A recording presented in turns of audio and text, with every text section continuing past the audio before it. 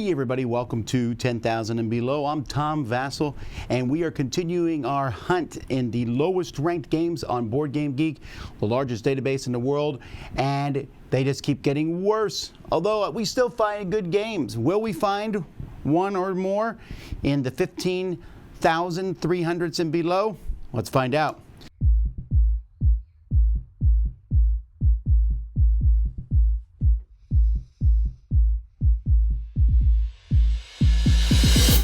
So we don't look at all 100 each time, but we look at some of them. We always look at the first one. We have Strange New Worlds.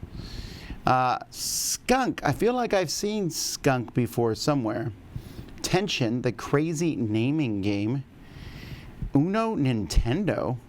I didn't know such a thing existed. And then Flash. All right, let's take a look at these. Strange New Worlds. So this is from Game Time Games. You got to go conquer, explore, exploit, and colonize. This is before 4X was a thing, right? Because they didn't say that. What is that medical officer doing? Looks like he's watching TV. Wow, this is kind of an old game. This is from the 70s, right? 1978. All right, Strange New Worlds. Skunk. Now, I've heard about Skunk before. It's like Cosmic Wipeout, easier and kid-friendly. This is from 1953.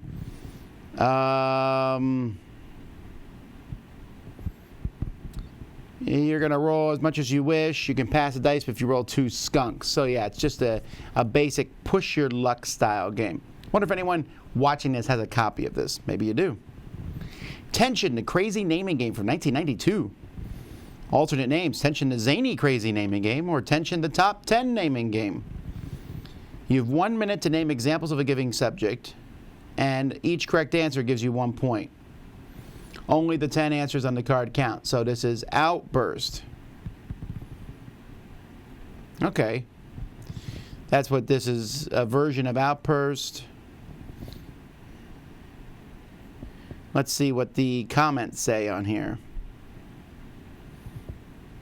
Kids will win every time. Kids versus Adult edition. There's arbitrary right answers, and that's the problem with these, right? You know, what are the right answers on these type of things? Okay. Uno Nintendo. So it looks like it's just Uno. And Wario is wild? He's wild! It looks like other than that, it is straight Uno. I guess if you're going to own an Uno version, you'd want to own, I don't know what power the star does. That must be something new. All right. Uno. Flash. All right, I remember playing Flash. Flash was 2013 it came out.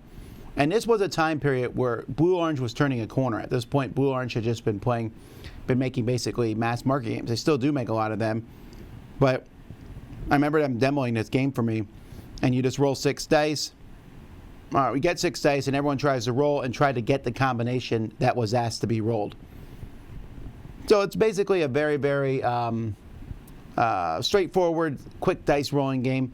Not a great game, but fun enough for sure. And if you have some kids and all, I think this would go over well with them. All righty. Let's continue down this list. Let's see, we got Ready, Set, Spaghetti, Discount Salmon. Let's see here. Cracked Ice. Oh, we got to take a look at the Incredible Hulk Smash. And Knights of the Dinner Table, Orcs at the Gate. All right, Ready, Set, Spaghetti looks like it is a mass market style game in which a bunch of people are grabbing from a plate. Wow, there's not a lot of good pictures from this. All right, so it looks like you are grabbing these little tops or pepperoni. Not good components, or strings now. Oh, you're untangling the strings to get the stuff off? Oh, sticker dice. I see, so the strings are wrapped around these things here and you pull them off. Alrighty, wow. That has a very mass market. All right, I want to say something about Discount Salmon here. Marcus Ross, the designer of Discount Salmon, is one of the nicest humans alive. I really trash Discount Salmon. Discount Salmon is just to flip cards over, find lipstick to put on an ugly fish, and you fix it and whatever. Blech.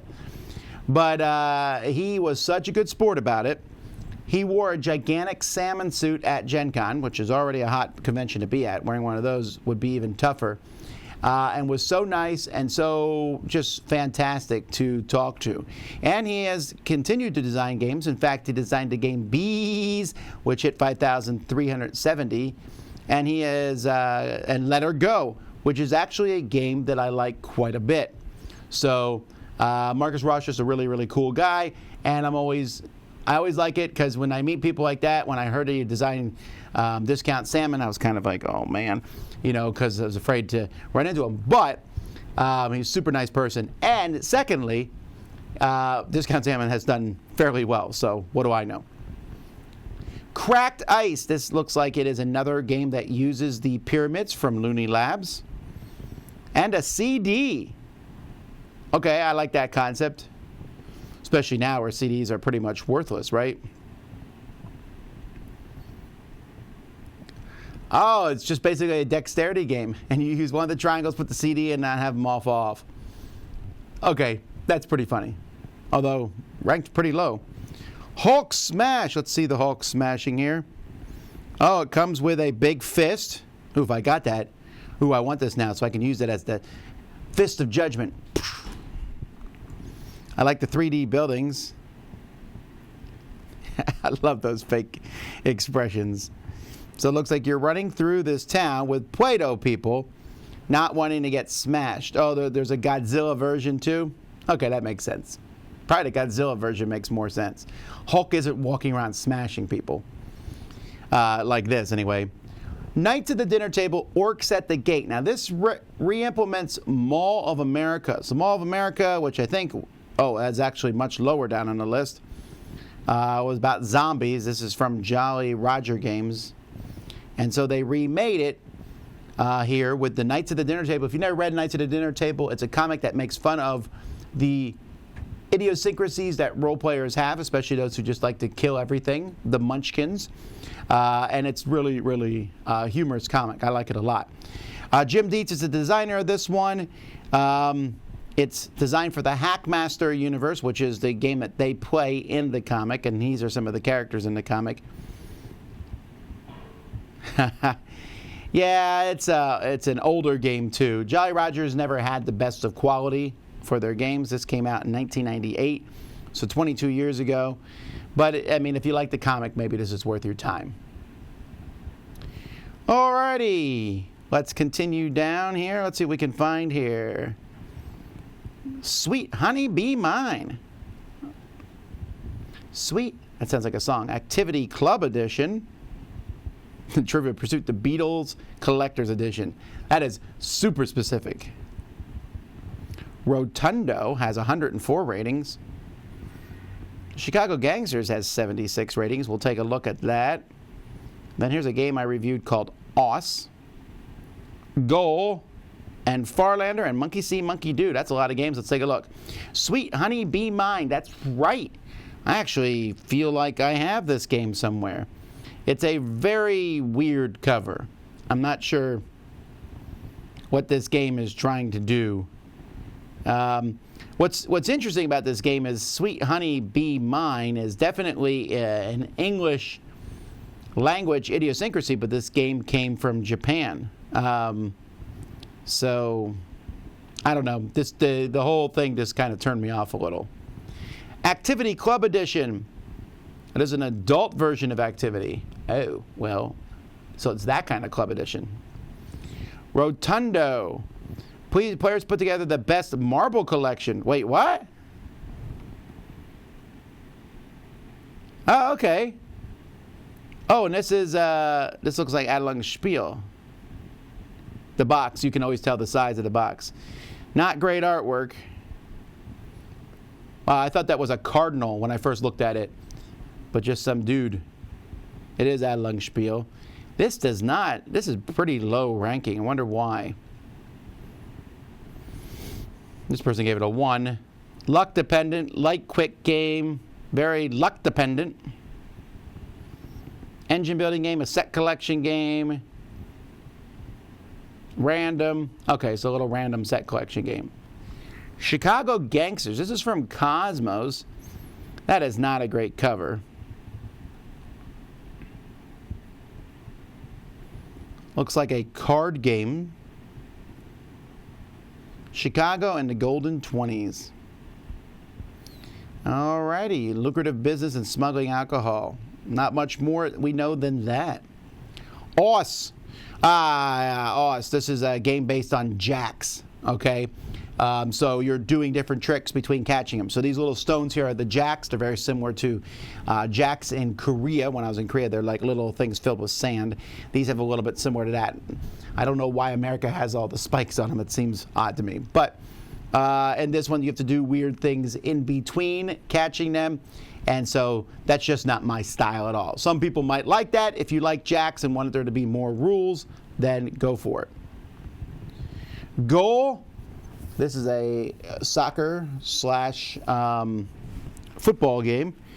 Although Francesco Nepatello, one of the designers here, he's one of the designers of War of the Ring and the Battle of Five Armies and Marvel Hero and Hunt for the Ring and Age of Conan. And apparently also the soccer game. I think Marco Maggi is also one of the designers of those games. Yep. So this is two of the designers of War of the Ring making a 96 card game based on soccer, which obviously is not that popular. Looks okay. Very small little game.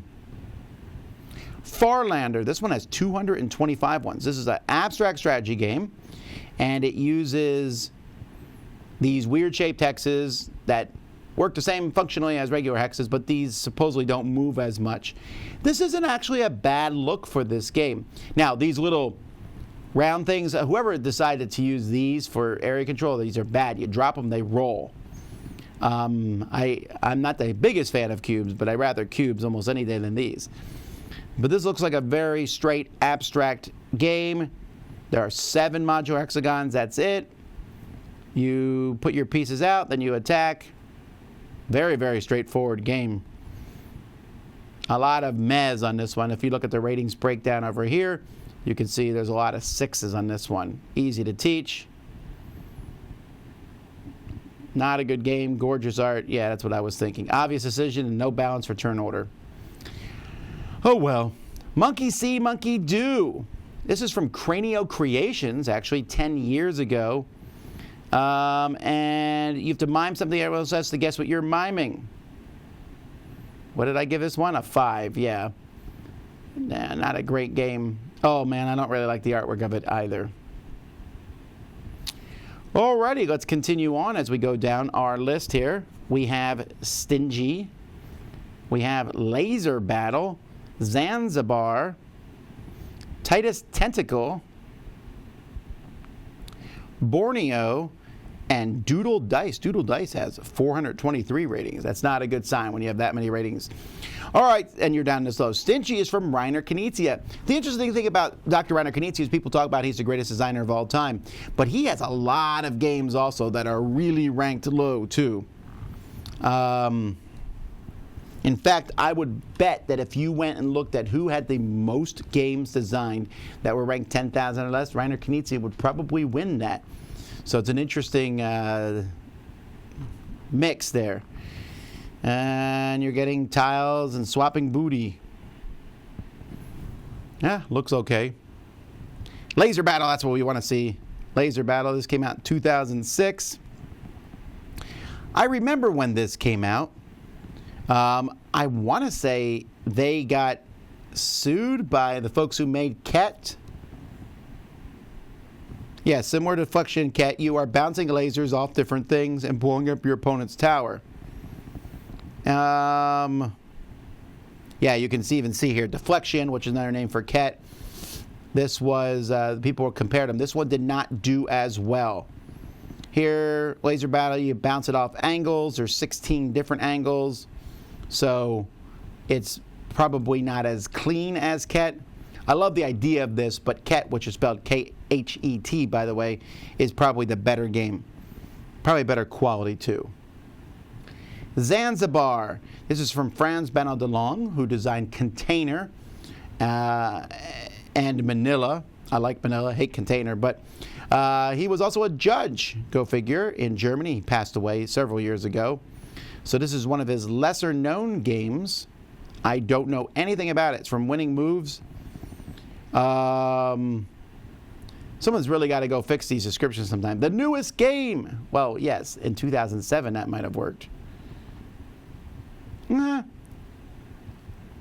It's probably very abstract.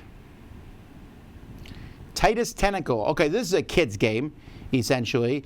And you're moving around, and then you'll press this thing in the middle, which is kind of like a squeeze bottle type thing, and then the tentacles will shoot out and maybe knock people over. Kids game, you're running around, tentacles will come out and hit you.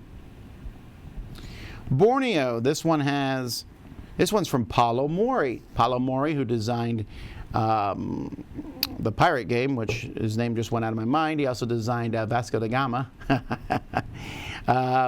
Well, let's just look here. He's designed quite a few games. Ethnos, I guess, is his most famous one now. Libertalia is the pirate game I was talking about. Rise of Augustus, great designer. But not this one. This one has 177 ratings, but this is one of his earlier games. I'm guessing 2007. Probably part of it is just the fact that this game does not look good at all. I mean, look at that artwork. Bleh. All right, Doodle Dice, 423. So you are creating a doodle with a few rules of Doodle Dice. There's a different doodle on each card of the deck. You build a doodle that matches one of the cards. You take that card. Oh, okay. So, yep, there's different cards out there. You're rolling them and trying to match them. That doesn't actually sound horrible. The dice look cool. The cards look cool.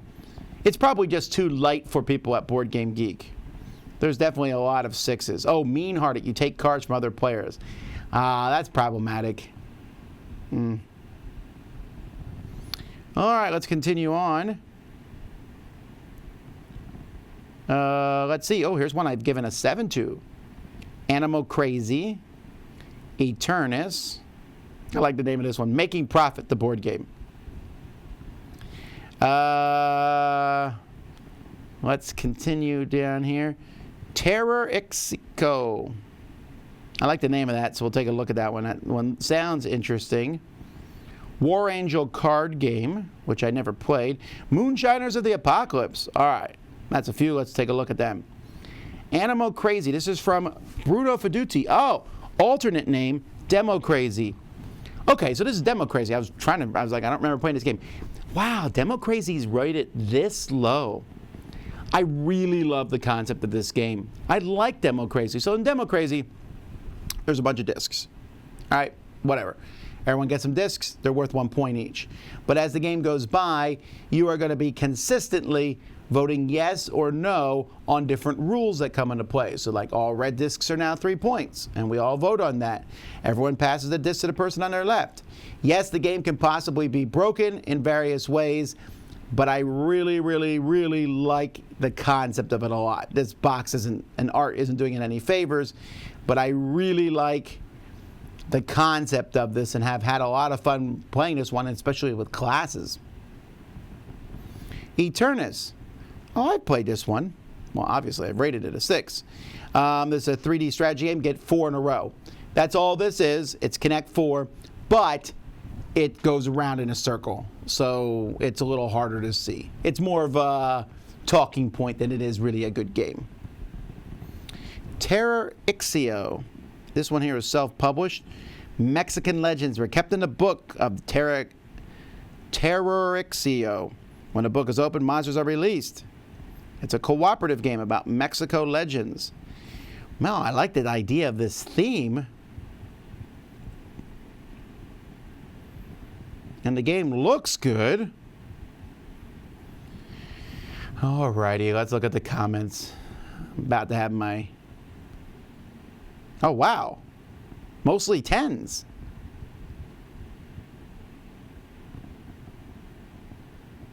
Okay, interesting. And almost all the comments are in Spanish, so... Wow, okay. Well, that's interesting. So the reason this one's ranked low is because there is mostly 10s, right? but Board Game Geek adds a bunch of regular ratings to keep games from just shooting at the top with a few people rating them highly. That's interesting. I wonder if this one's ever come out in English. Now I'm much more interested in it. War Angel card game. This is the card version of Angelo Perazzi's War Angel, the board game. I want to say it's more, well, it can't be more complicated, less complicated. I guess this one just didn't do as well.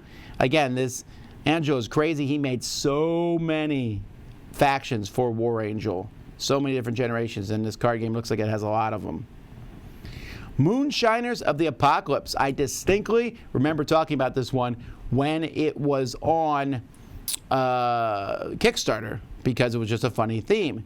And then we opened the box, we went through the rules, looked at the art, which is not particularly good, and I believe someone read through the rules in our group and said that it was pretty bad on how it looks. And it looks like the ratings here are back. Yes, this one does not have a pile of 10 ratings. Well, it has several 10 ratings, but also has quite a few really low ratings. I regret buying this game. This clearly wasn't finished. The minis are baffling. How do you know which mini goes which drunkard card? Yeah, I'm telling you, I looked at it and it looks awful. It looks awful. I've not played it, so maybe it's wonderful, but it looks really bad. Alrighty, let's look at some more games. We have the Cohort here. The Perilous Parlor game. Steal This Game. That seems like you're asking for trouble. Pitch 6. This game's called Red Light, A Star Is Porn. I'm just not going to click that. I think that seems like a bad idea. Spy vs. Spy.